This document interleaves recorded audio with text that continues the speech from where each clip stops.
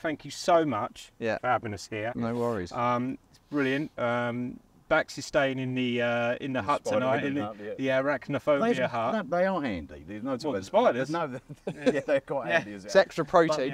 Keeping the gear in, it's fantastic. Unbelievable. Yeah, this is this stuff. lake is, mate. Honestly, joking aside, this is absolutely stunning. Fair play to you. Yeah, it's a good What? spot. So, how long's it been? You've been. I've been here since running this? October. October Okay. last year. So what are we now? August. So yeah, nearly a year. It's steeped in history, as we all know. This home place, of the it's 30s. yeah, Everyone says it home of is. the 30s. Yeah, everybody Everyone knows. it. Everybody knows the place generally. Half If a who's month been at around the once. lake in the sort of 90s, obviously Marsh obviously passed away. Yeah.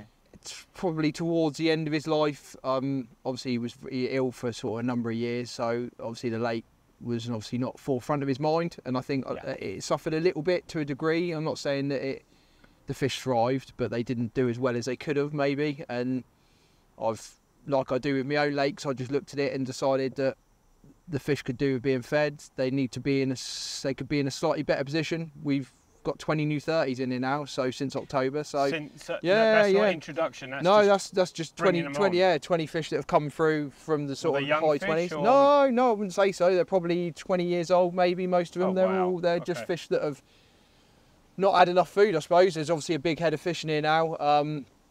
Probably got 70 to 80 30s, 6 that go over 40. This place, they're permanent 40s, yeah, aren't they? 100%. Those fish. This place never really did many in terms of 40s that stayed consistently 40s year round. You had fish that would push over the barrier and then drop back. Yeah. Now there's 6 consistent fish that go over 40 pounds. My target was always to better it, to beat the lake record, which we've done this spring. We're now at 44, 44.12, so that was good. My next sort of target is a 40 pound common. I want a 40 pound common back in here because we've got. Absolutely. Used to have one 15 years ago. It died. It's coming back. So we've got a couple of fish What's the around biggest common you've 38. got in here? 38. Yeah, So we've it's got not 2. far. It's coming along, yeah? We've got 2. Yeah, gotcha. Yeah. For me, it's better. And anywhere I go, if it's my own lake or anybody else's, I've been a fishery consultant for 20 years. Like for me, wherever I go, I try and make the place that I'm on for that time better. I give the people the tools to make it better. This has been quite nice because I've been able to, it's not my own, but treat it as my own and actually see it through to fruition, where obviously a lot of the time I'm giving people a skill set and saying, right, that's your skill set, work with it. Now here I've managed to sort of prove what I've basically been telling people for 20 years, this is what you need to do. And it has, it's going in the right direction, so. Well, sorry, Joe. Go on. Since you was running it, you were saying to me yesterday that you've had 20 new 30s. Yeah. And the fish, because some come out 1 to 2 weeks apart. Yeah. They've Yeah. even been coming out of a pound extra. Yeah. Recently we've had, obviously 6-7 weeks ago they spawned. Recently we've been having fish that, most of these fish tend to be fairly steady, but they don't come out weekly. In the last sort of 4 or 5 weeks, we've had fish coming out 4 or 5 days apart, putting on a pound in weight. So the feed, obviously we feed them year round. Can you let me know a bit how you go about doing it? Because obviously you've got, this is a commercial fishery. Yeah. So you're going to feed them, and there's going to be guys that are coming down here fishing, putting bait in. How do you get that balance right then, Chris? The key to it is knowing roughly what you've got stock wise, knowing roughly what they would eat, based on FCRs and things like that. Like I say, we could go into that and it would probably bore most people to death. Feed conversion ratio. So basically how much food you can feed a fish for it to then convert it to weight. So I've got a rough idea, numbers wise, what I think's in here. I've got a rough idea of the sort of numbers in terms of how big they are, roughly what they are. So I've got a rough idea in what sort of pound we're talking. What I work on is when the lake's quiet. So obviously probably not today, when we have the odd day, which we do get. Obviously there's always windows. Fish are over there for some reason. Right over in that corner at the moment. Well, a lot of these windows of opportunity are always when the lake's got a little bit of a quiet period. I go out there and I just go out in the boat or walk around the lake, find a couple of clear spots, see where the fish are, chuck a bit of pellet around and just keep it trickling in. Your pellet. I looked at nice gear that pellet. Very nice. And that's just through your own little own company. I've been obviously running lakes. I've got my own fish farms. I've been growing fish for 20 years. I've used pretty much every food manufacturer known to man to feed fish with. So I've been through a few pellets in my life, and like I say, at the minute What's the stuff that we got out over there then? Lagousson, so that's a company in France. All the pellet comes back from Europe now, obviously with Right. Brexit and all the rest of the Did stuff. you have a lot of trouble getting hold of pellet when No, Brexit and no, COVID I was and all quite that? lucky because I had quite a lot. I already had it in position in terms of it coming back from obviously France backwards, so it wasn't too bad, to be honest, going through that. But that was a beat, wasn't it? No, it's a bit of weed, of course. But yeah, no, I'm good at them. we basically have just got obviously food coming back from France. But so yeah, they've been in business 55 years. Obviously, I've been doing it 20 years. So between us, we got a fair bit of knowledge in terms of growing fish and knowing what's right for fish. Like I say, I've produced my own diet with them, which is obviously one of the diets I feed to the fish farm, purely based on growth and condition and things like that. I do a lot of that sort of thing. I'm very interested in fish growth, and probably more so than sticking hooks in them these days. I quite like to see them grow. Yeah, quite like to see them grow, regardless of whether I've seen a lot of people that get attached to running fisheries. yeah, like that. that's it. It's nice, and to be honest, it's good. But I've been doing it a long time, and a lot of the things I've learned have been stuff I've learned rather than been told, which I think is key to it. It's because down to experience, I assume. You're confident in what you say, then you're confident in what you do, and it's just come to fruition with this place. So the fish you're putting in here, yep, or for the future of any, because I know you've got another fishery pan lake. Yeah. You possibly got one in the. Well, you're looking at getting a string lake. Yeah. But they'll always be your stock. Yeah, my fish. Yeah. So we got obviously home grange at Wokingham. That's a what I'd call a runs water. They're all in varying different degrees, my waters, and they'll always be different. Is that the one I'm fishing? Woking. Oh no, it's Dinton. That's a different kettle of fish. That's a different kettle of fish. Oh, some people make it look like a runs water. I make it look like the water I'm fishing now. Which is a runs water. It is a runs water. Damn you. No, that's a runs water, and then obviously pans is £20 plus. So most of those fish are catching. Isn't it? Yeah, that's the Hertford. Yeah. So that's 4 acres. Fish to £35.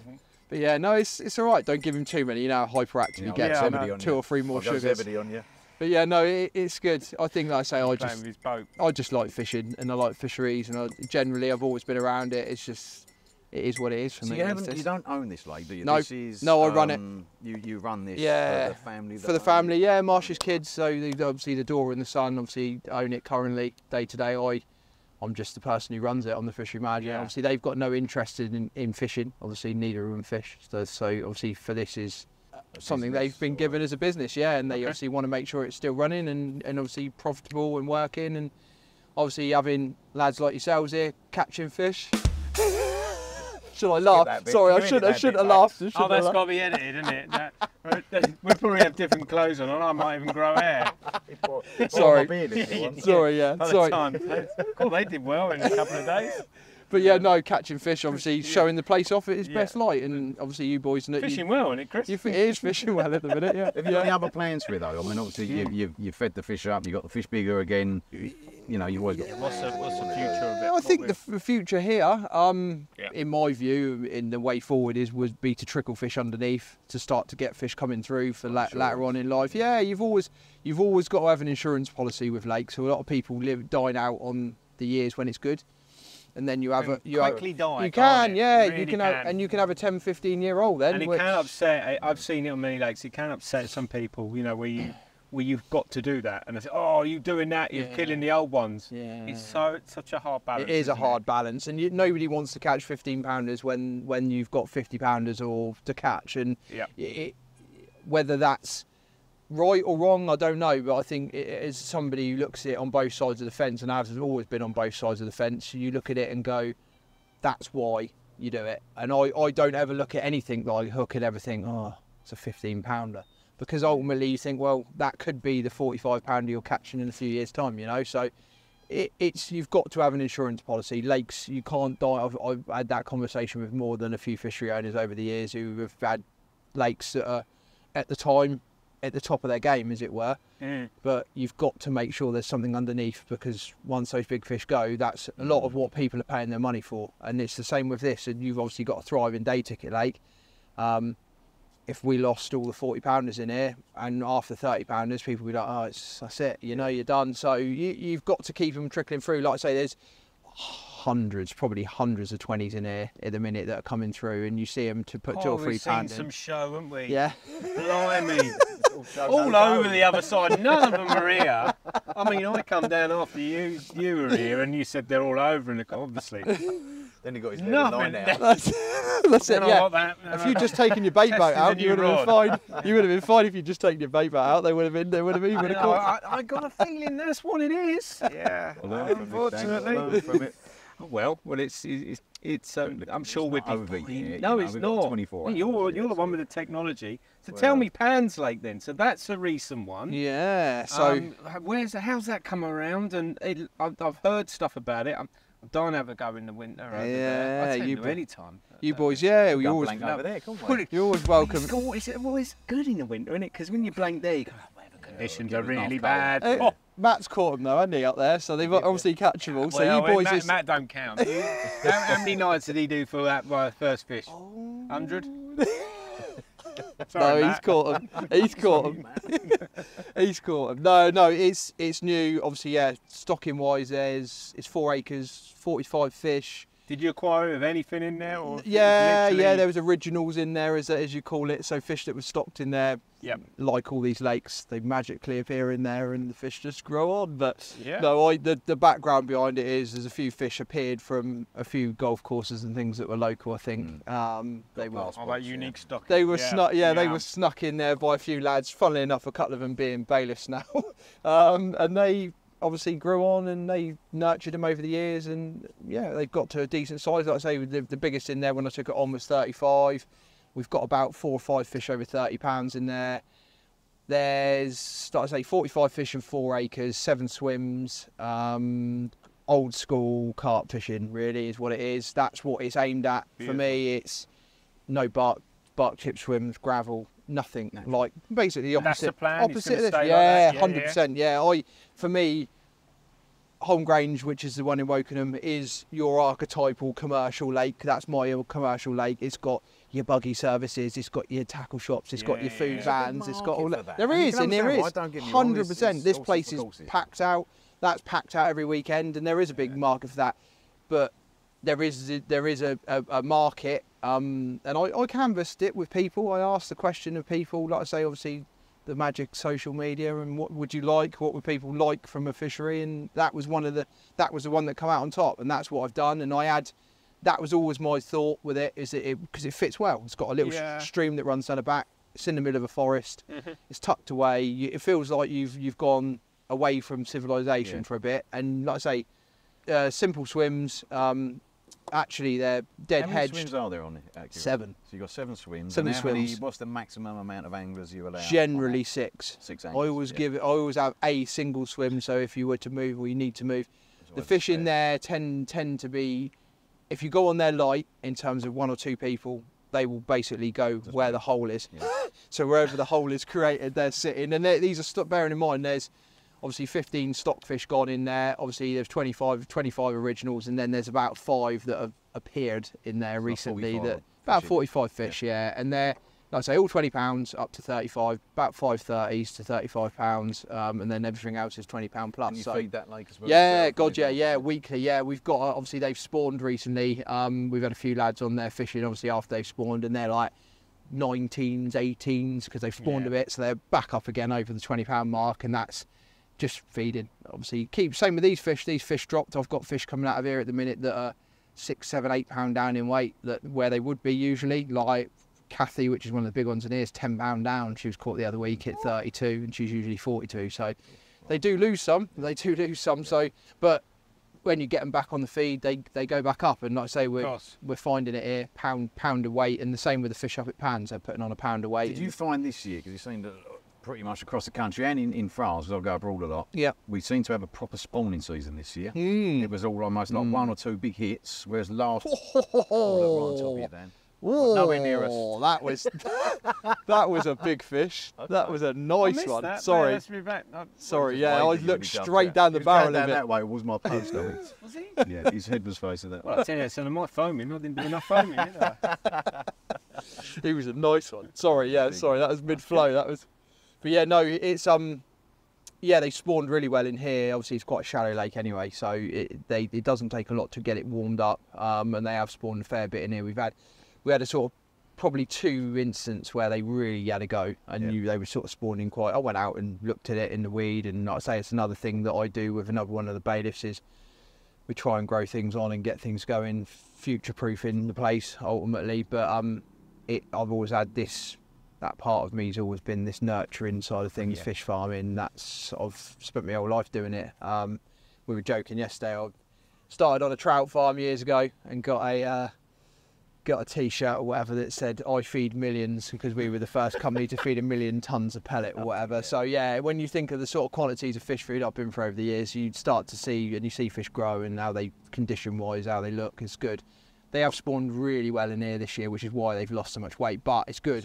It is a good thing. Well, you don't yeah, want them 100%. No, we've lost one spawn mount this year, which unfortunately I knew it was when it came out, and it just to lose one is not bad. Yeah, there's a lot of real prehistoric looking carp in these lakes as well. Yeah, God, some banging looking fish in here. The old school ones that everybody wants. Generally, they've been through a few wars. There's not that many wars. Let's be honest with you. You've got them sort of old school carp. Oh, and again. How in here? That's even closer. We put the net down and jumped the net. I reckon it was that close. We might resort to that. He's solid there. He's solid there. I've been on that bit and all. I'll drop there, mate. Talking of fishing, your book, Chris, as the title says, little plug here for Chris. Got some quality anglers or angler writing in it. Finding the time to cast. Now, is that true now, or is it? It's probably more so than ever now these days. Yeah, I probably, me and James have had this conversation a little bit in the last sort of 24 hours. I think the hardest bit for me these days is finding something that captivates me enough that I want to do it. Like, everybody says to me, oh, you've got these lakes, all of them with big fish in, all of these fish. And it's always been a motivation for me, but I have to have a target. I'm one of these people that can't, I have to be able to see, like with this, I want a 40-pound common in out of here. That's my next target. Once I'd broken the lake record, that was my target. I've gone from that to, I want a 40-pound common. That's my next target. And I'm one of them people that needs that in my life. I need to have something to drive. How long ago was that last target? And is there... Now you're asking something. Probably, you're probably talking 5 years. It's the same. I mean, you and I spoke, you've got a fantastic syndicate, haven't you? Yes, so very much so. But it's also a bit special. You don't want to, like me and you spoke years ago. I was obsessed with that with Morris. Yeah. That lake. That one. That lake. That lake. All in the book, of course. All in the book. Yeah. But that was it. Going on here, yeah, there is. Sorry. I just had to get that one in. But it was sort of like, it was one of those that you become a little bit obsessive about, and then you try and replicate that or find something new. It's difficult. It's very difficult. I think busy as well these days. It's finding, very much so, finding the time in amongst the busy nature of the lakes that you're frequenting, because the word that we all dare to mention that happened a couple of years ago generally is put a lot more anglers on the bank, and that's great for the sport, and it's great for the people that are in the sport, tackle companies, obviously lake owners, all the rest of it. But what comes with that is busier lakes, and ultimately we're dealing with that now. And to find somewhere where you can,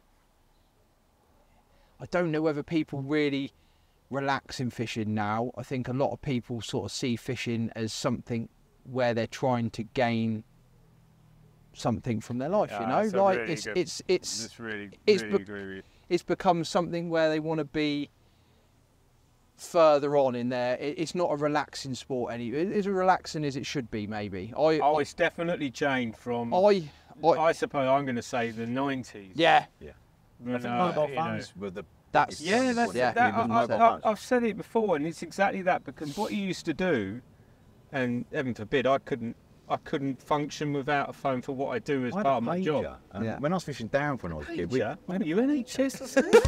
Got the doctor then. Somebody around the other side. Some bloke has just showing their age. That would have been me. I just waited for him to mention to have BlackBerry, and then I didn't go down the BlackBerry route or iPhone. But it was, if you had a fish, you had to go down to the Noble phone box to get your mate to come and take a photo. Things like that's funny though, talking to pages. So your wife would page you and you go, oh God, I'm going to have to really... I didn't have a wife then, mate. I was only young, Christ almighty. You're putting years on him now. You're putting years on him now. I was going to say, sure, don't you? Right. No, I think phones since then. It's changed because it's made... Some people know what fish they've caught before they've had it with mobile. It's that quick. I'll tell you the thing that made me think about it a couple of days ago was I used to look forward, and we're talking about targets, I used to look forward every Wednesday to Carp Talk coming out. Yes. Right? Yeah, now, definitely. we all remember Carp Talk. We've been in and the lads that are listening to this or watching this will understand if they've been around the industry a little bit what Carp Talk was. It was basically a magazine with a load of fish captures in it from front cover to back cover with the odd article, but most of it was what's been out. And I used to love that. Wednesday there was a part of me where I'd open that up and I'm very, very analytical as a person. I used to cut them all out, like as mental as that sounds at 20 odd years old, and go, oh, that one's put on £5 in a month, and but it was what that was me working out tickets. Going forward where I wanted to be, my next targets, as it were. And now, like you say, and that's what drew me to it, as you said it, I don't get the same feeling when I scroll through Facebook or Instagram or any of the rest of it, where I go... It's the buzz, isn't it? Oh, okay, that one's been out, brilliant. But it doesn't give me the same feeling, and I don't know why that is, and I can't put my finger on it, but I think it's to do with the fact that you haven't got that same anticipation again. It's instant. It's instant. Everything's instant on your phone, you know. And escapism. Yeah, it is. I think that's what used to happen. Is when you used to go fishing years ago without the phones, there really was this. You'd lose yourself. Wouldn't you? You really would. It was totally. You were just. I suppose you. Potentially better anglers back then because your watercraft was always you use that. You're not doing this, and blimey, I'm a terrible victim for it. Looking at it and then, what was that? Do you know the sad thing now is a fish gets caught. You see it on social media. Everyone looks and goes, "Oh God, it's come out." Then no one leaves that. Nobody comes back. For work. Yeah, 100%. You know, look, I get a slot to go fishing when I go. So I don't care. I used to get that. I don't get that so much at Dinton, and I suppose that's good fishery management, which is what. And lots of big fish. Lots of big fish. That's the key to it. A collected, but it certainly was in the RMC days. Like, Yateley or whatever. If Basil came out, you're talking that lake would close for literally 6 weeks. Yeah. One or two. The thing is, as well, I think it's probably a bit worse on lakes where you've only got 1 or 2 big fish. When you've got a lake like this, or like you're talking Dinton, you're going there. You're not necessarily sat there going, I want X. You're thinking, I've got 5 or 6 fish on that radar. So if one comes out, you go, all right, there's another 5. Yeah, that's exactly so be it. And I prefer that in my sort of angling now because it's like I've got some friends and I've discussed it before about moon phases and whatever. Yeah, no, it's lovely when you're there and you find out you're fishing on a good moon or whatever. You think, oh, that's fantastic. You're like me when you get a slot to go. I'm going anyway. Whether it was I can either go or I can't. But going on to that one, that was. I used to govern my angling around it. I was very much into all of that. Like, and when I was really into my target fishing, like I say, which was probably 10 years ago, if I'm honest, 4 kids and all the rest of the things that life takes over. 4 kids? No, before, 4 kids. But I've got 4 kids and before kids. And 2 dogs. Yeah, and 2 dogs. Yeah. Ultimately, to go through that process, I was, because I was getting slots, and it was like I'd say, oh, I need to go. Can I go? I've got 3 days of moons bang on, and it went because I knew that X, Y, or Z, and the amount of times, a case and example of that, the fat lady at St Ives, when that one was alive, which you'll probably remember that one. Yeah. I tripped up there on a very regular basis to try and catch that fish, and 2 out of the 3 times a year I'd get week sessions. I'd work it out based on captures, previous captures. I'd rock up there. 2 out of the 3 times I went, it'd been out the morning that I turned up, and I'd turn up and I'd be like, there it is, great. And I'd end up on the shallow or somewhere else. But it's that was how sort of driven I was for that target. That was it. And it wasn't even like it was that fish. That was the one I wanted. I didn't want anything else. And I am like that as a person. I like to have a goal, something to drive at. And I think fishing for me, like you say, your Dintons and places like that, good fishing like that. It's great fishing because it's lots and lots of targets. And I think sometimes everybody gets what they get from fishing. And I see a whole plethora of people come through here that I look at and think, you just like fishing, you just like having a barbecue, you just like not being at home with the missus. Everybody's got their own reasoning. Yeah, that's it. That's cool. Like, I'm happy with that. Your reason for going to enjoy it, you go and do it. You do what you need to do. Most of my fishing now, I've got to be really honest with you, is I fish abroad for most of my fishing now. I go because it's part of the fun, it's the excitement of going, you know, and yeah, I think I'll be doing 4 or 5 weeks abroad this year alone already, you know, and that's where I get my buzz now. Yeah. And I've been doing it for 30 years going abroad, but he's going with some, hasn't he? They open them up down here, don't they? God, yeah. Like but you've seen all the obituaries along the road. I haven't been up that way, no, God, no, don't. When you hear them, you think, oh. I thought Delkins were going off over here when I was all blue line. But yeah, for me, it's about going abroad now, and that's where I get my buzz, whatever you want to call it. It's the excitement of trip, and I like going abroad now. Which is good, and I think that for me is, I understand that, and I do it a lot. I go over there for work a lot and meet fisheries and stuff, and when I go over there, I get a bit of that feeling back, and I think, and I get, like we were talking about the Dur and places like that earlier on. That for me that's my angling. I want to be left on my own. So hard to find. I want to be left on my own. Well, these days I'm talking 300-acre lakes for me. That's where it's the reward, isn't it, catching a it's just getting away from people as well. Like, I spend all week around people, all week around fishing lakes, which is great. And like I say, I don't not walk around here and think what a great job, because I do. I have days where I think this is brilliant. I have other days where I think I really don't like this. When I've got a few problems. Gets that in any job they do. But I wake up every morning, as I say to my missus, I get out of bed and I go to work. But I don't ever have a feeling where I think I can't get up. It's not for me. This is it. So I'm motivated to do it, and that's what it is. But fishing is, it's a fish, wasn't it? Fish. I just like fishing, and I like being around it, and I like being in the industry, and like I say, you've got to be somebody who enjoys it to smile about it every day. Looking around here, Chris, fair play to you, mate. You know what you're doing. We're getting there. Unlike us. I can honestly say, knowing Chris and what he does and how he does it, whatever you do touch turns to gold. This will be. I like the best wheelbarrow as well that you have. You like it, yeah? Because that's one of the reasons I was late when I said the best wheelbarrow that he has was the truck, isn't it? The truck. Oh yeah. He takes people around it. Because I was late because I had to sort of punch out on the barrow tyre, which I obviously did pretty craply because it was flat as a pancake in this back here. No. Anyway, so you drive people to swims with? Drive people round. So we deliver people to swims. It's loading up in a car park. It's easy. When people book to fish here or any of you, like, do you book by swim or is it you just turn up? No, so they're all here. They've got a booking system where you book. There's 5. App, do you? It's an app. Yeah, it's Go Catch. They do an app here, but they do.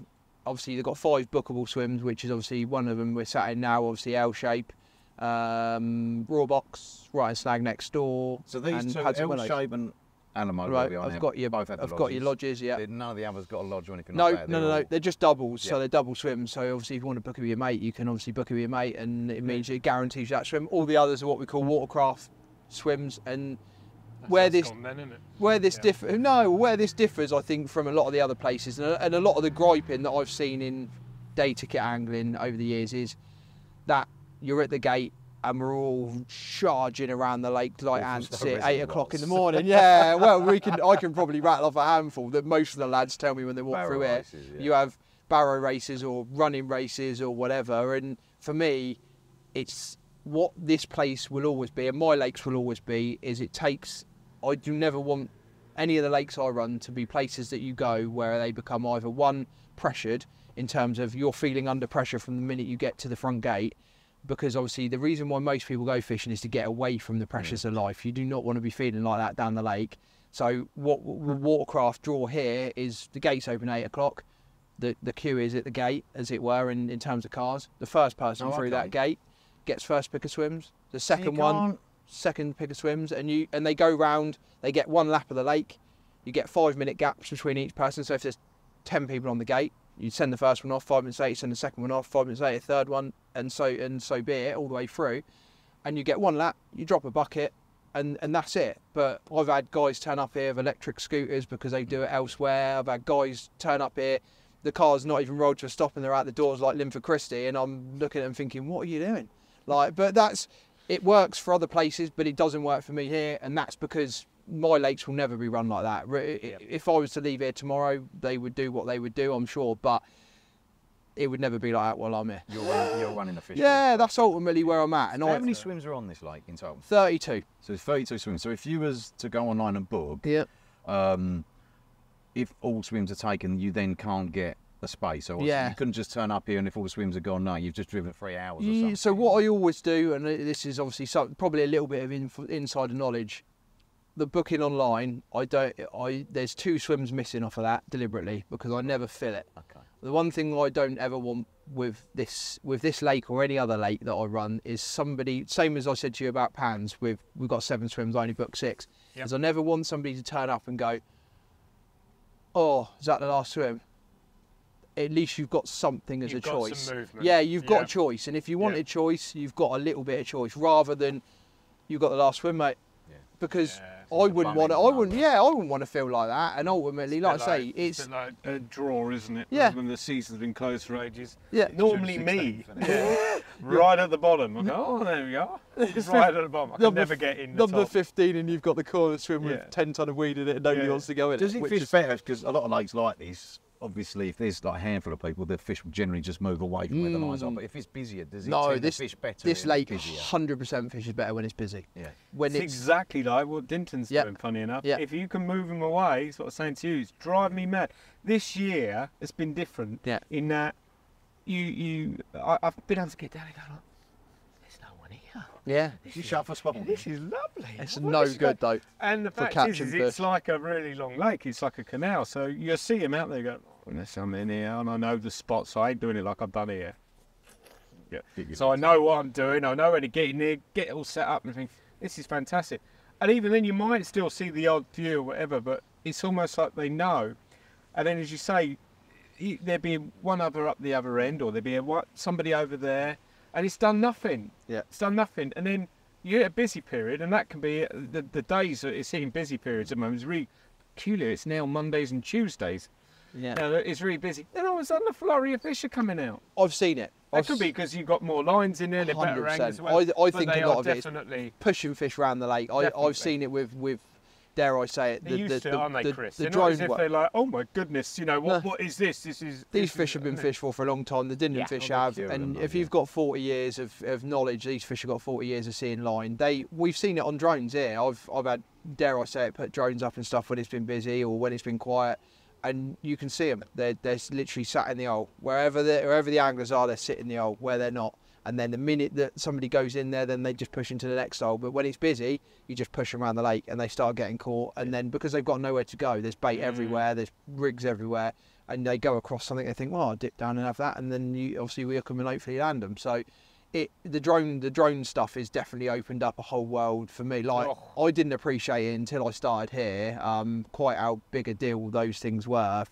I can quite see why people use them in a lot of different reasons. But like I say, obviously we've got RAF Benson here, so obviously what I'd never allow is anybody to use them without permission, as it were, because obviously we're in an airspace. But I think it does teach you a lot of different things. And like I say, I've done a lot of underwater stuff. I've done a lot of obviously in the air stuff with drones and stuff. Those underwater videos you've done, are they on YouTube or anything like that for people to There's a few bits on YouTube, yeah. I did them with obviously SIP, but I've done a lot of bits and pieces. I've had a few conversations about doing it at Pans and a few other lakes of mine or whatever, because obviously I find that part of it super interesting. Like the old school corner ones. I know we're obviously on a tackle conversation here, but they're ones when you read them, you were like, oh, they're amazing. Oh, that's unbelievable. So much, some of that. It's a little bit like where I went to but they've come on massively. Yeah, they have.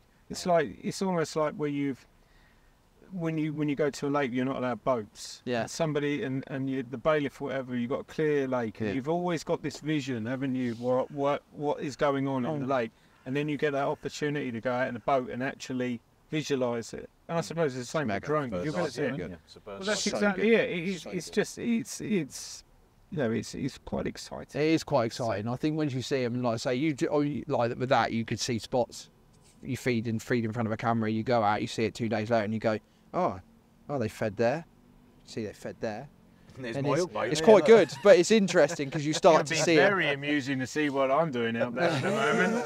Imagine putting a bait there, says one. What would you advise anyone coming here, like tips in terms of bait? Now, I know we're using your pellet. Not what we're using. But obviously we use a bit of or a bit of your pellet because you wanted to grab your pellet.